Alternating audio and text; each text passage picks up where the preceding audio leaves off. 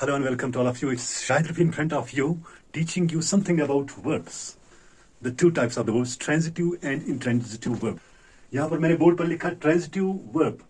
It means simply in Urdu फ़ैल मुताद्दी.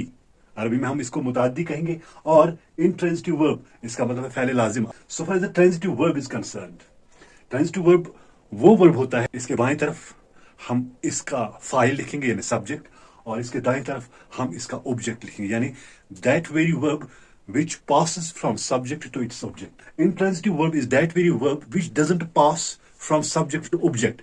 Means ऐसा subject जो अपना काम दिखाता हो लेकिन काम दिखाने के लिए इसको किसी ऑब्जेक्ट की जरूरत ना पड़े और न ही हम कहीं पर इसके साथ ऑब्जेक्ट यूज करते हैं और न ही ये लाजम है. तो यहां पर एग्जांपल्स में आपको समझाई देता हूं. Abid plucked a flower. qatafa आबिदुन जहरन. तो ऐसे सेंटेंस में जो ये प्लक्ड है ये एक ऐसा वर्ब है जिसको हम ट्रांजिटिव वर्ब कहते हैं क्योंकि it passes from the subject Abid to its object flower. The teacher केम.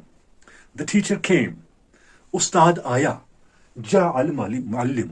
कौन आया? उस्ताद आया. क्या किया उस्ताद ने? आया. अब ये जरूरत यहां पर नहीं पड़ती है कि उस्ताद आने के बाद हम इसका मफूल लिखेंगे.